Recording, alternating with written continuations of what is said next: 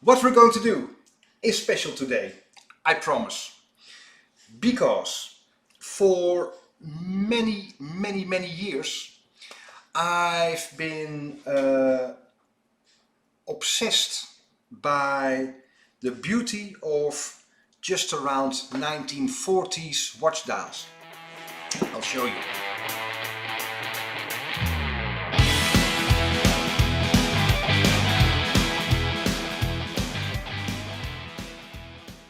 Well, this is a nice watch. It's got a whole lot of dial, of course, a lot of patina, but if you play with the light, you can see the numbers light up. And I've been intrigued by that. And tonight we've got the master himself, Erik Winkler. Zal ik even bijkomen? That's good, gezellig. And he's the master restorer, and he knows so much about gilding, silvering with a leaf gilding and chemical gilding, stuff like that. And he's gonna help us read the different watch dials and what they've done and how they made this effect, and especially with that one. So I'm getting more answers, and I've been asking that for years and years and years. So all the different types, especially that one, might be interesting. So we are going to discuss vintage watch dials. In a moment you'll be seeing them through this camera, through my microscope, and in full detail we're going to investigate the sequence of events, how to make these watch dials and why they are, after 80 years, still amazing. And Erik is going to provide the answers, and Erik brought some work he made, awesome stuff, amazing. So he's going to do a lot of talking. Yeah, I bought this watch at an auction, and my grandpa died when I was 16 or 18, I don't really remember. Long time ago. Long time ago. There was no inheritance, but I really wanted to have something special to remember my grandpa with, and I thought, you know what, I'm gonna buy a pocket watch and think it's my inheritance of grandpa. So I bought this watch, and it never ran correctly. It stopped. My dad brought it to the watchmaker. 3 weeks later it stopped. After a year I thought, oh, it's such a shame, I want it working. My dad brought it for me again at the watch shop, paid the money for repair. 3 weeks later it stopped, and it continued 3 or 4 times, and then I thought, I give it up. Yeah. Then I got Kalle and I asked him, if there's anybody I know who can fix this, it could be you. Well, you've seen the result of the previous watchmaker, and I'm convinced everybody's doing their best, and I'm not going to slag off anybody.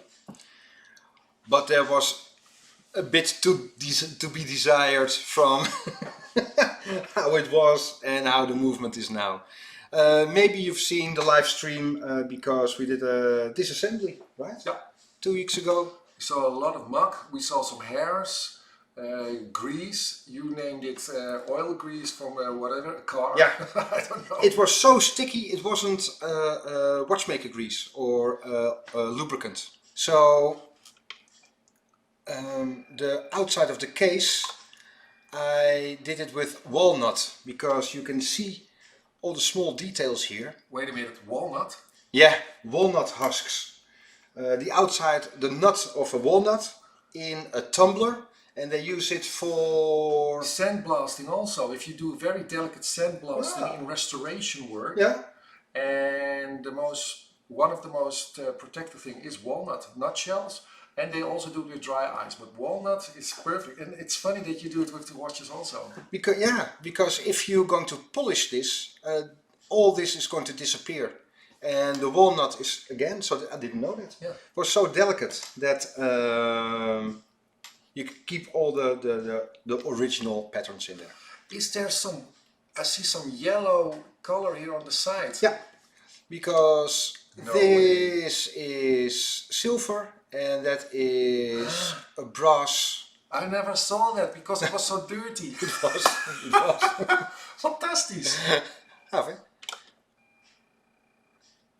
There you go. Ja, wat lachen. It's brass. Yeah. No, I just cleaned it. Okay.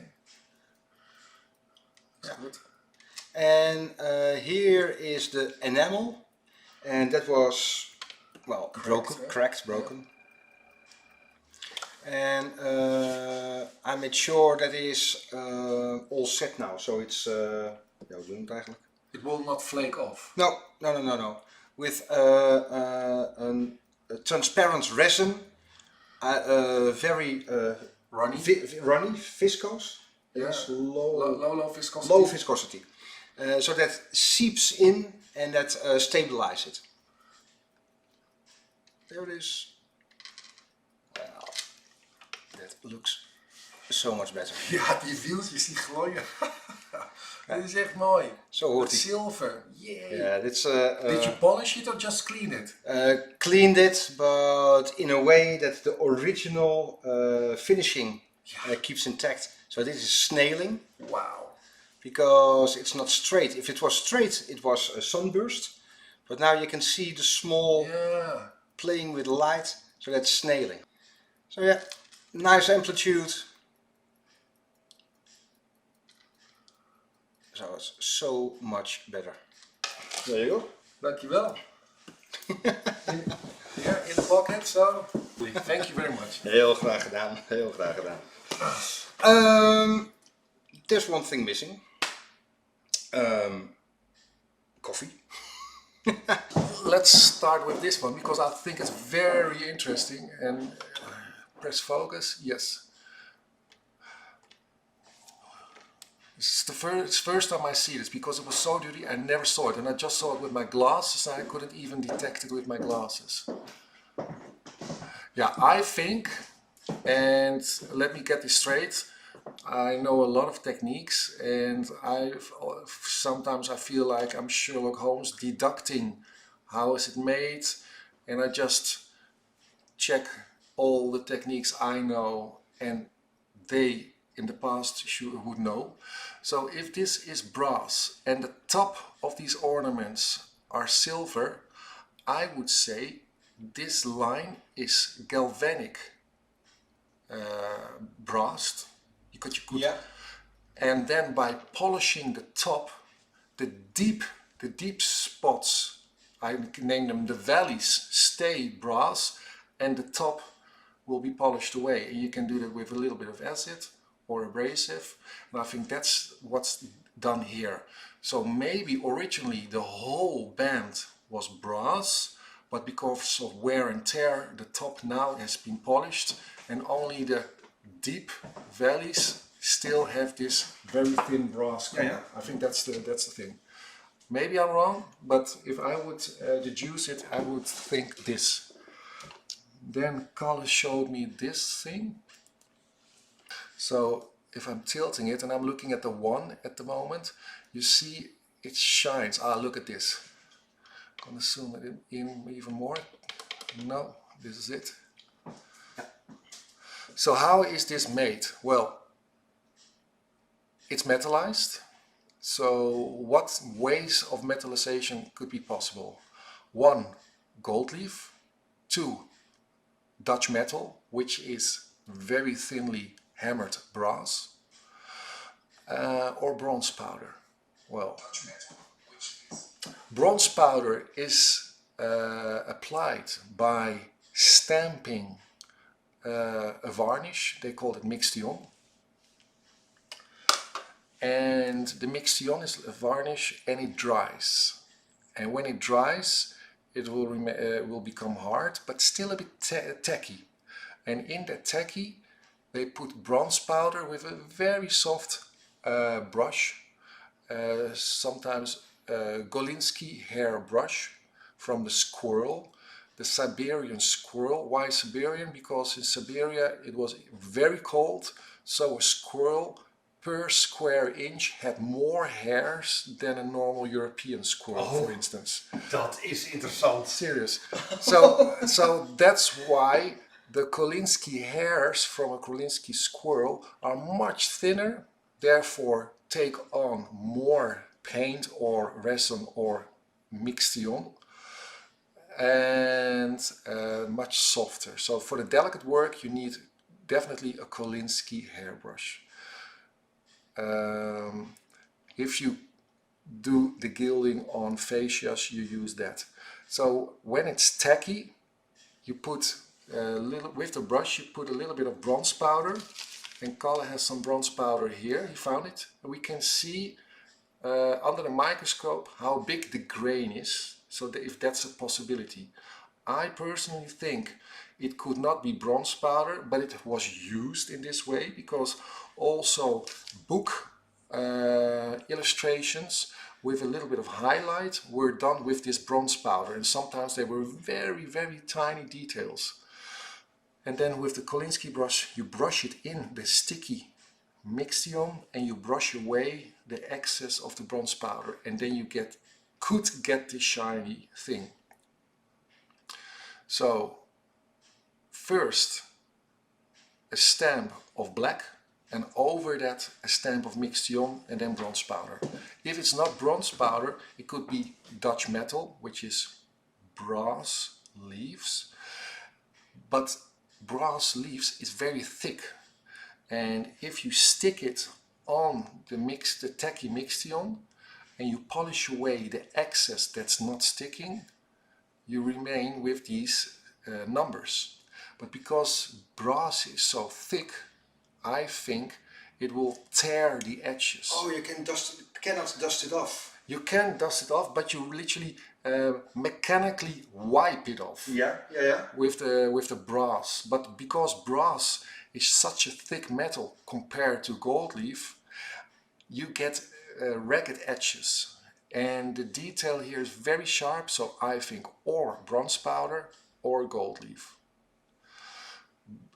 Dutch metal not, because it's too thick and the lines are too straight, almost too perfect. From what era is the term Dutch metal? Because I never heard of it.